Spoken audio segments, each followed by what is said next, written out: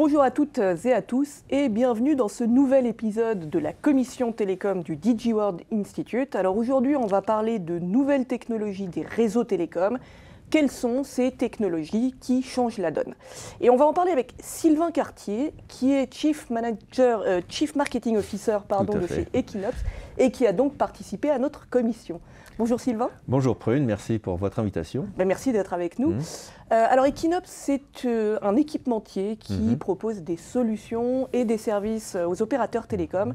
Et pendant la commission, vous avez notamment insisté sur l'atout que pouvaient représenter notamment deux technologies que sont le edge computing et également la virtualisation des réseaux pour les opérateurs télécoms. Oui, tout à fait. Oui. Comment ils peuvent en tirer profit alors?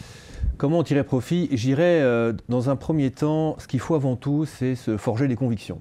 Alors pourquoi ça? Parce que mettre en place ces technologies assez nouvelles, assez disruptives, représente un certain nombre d'obstacles qu'on va être capable de franchir quand on est convaincu que ces technologies vont apporter beaucoup par rapport aux objectifs de l'entreprise. Alors des objectifs qui peuvent être déjà des objectifs chiffrés, augmenter son chiffre d'affaires, réduire ses coûts, augmenter ses parts de marché, dans un environnement très compétitif que subissent aujourd'hui les opérateurs télécoms, mais aussi des objectifs liés aux engagements RSE qu'on voit de plus en plus dans toute entreprise.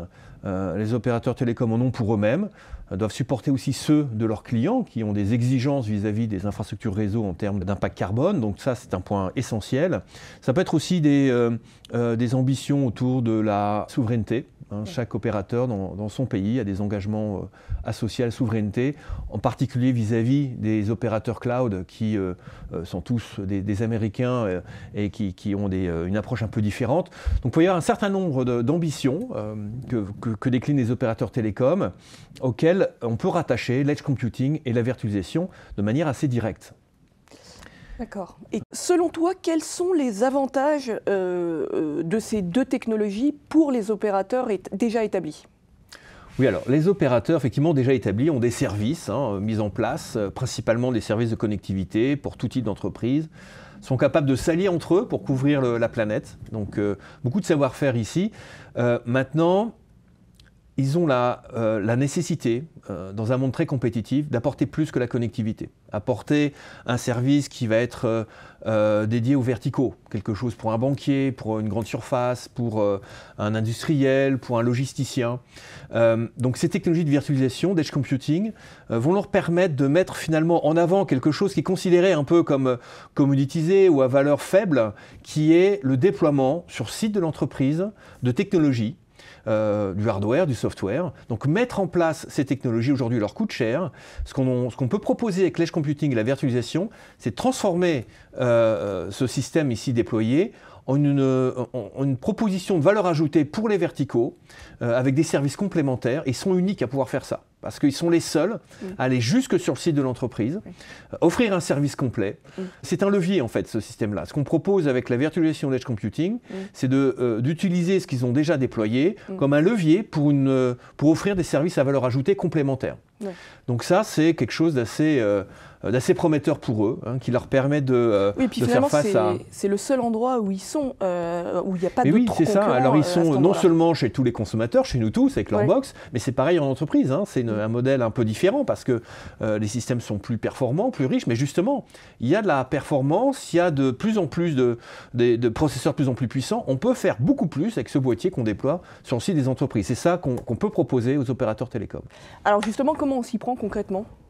Concrètement, la manière dont on s'y prend, une fois qu'on a bâti ses convictions et qu'on a compris qu'avec les infrastructures déployées et puis la virtualisation, l'edge computing, on peut passer à une autre étape, on s'y prend par une réflexion profonde sur le business model. Parce qu'on va vendre quelque chose de différent, plus simplement de la bande passante sur des mégabits, mais on va vendre un service qui va apporter de la valeur au client final. Donc il y a un business model un peu différent à positionner. Il y a de la réflexion sur de l'IT.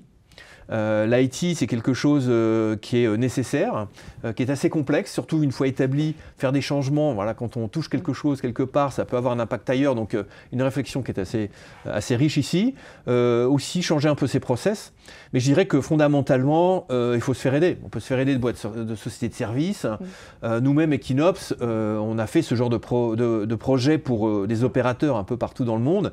Et c'est intéressant de constater que l'opérateur singapourien, l'émirati, le suisse, le français, l'allemand, tous ont les mêmes problèmes et les mêmes challenges.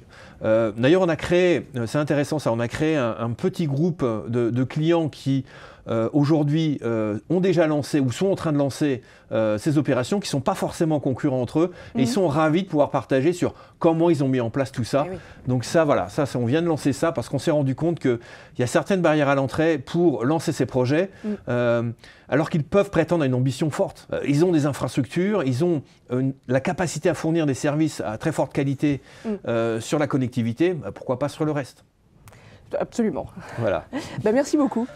Merci Prune.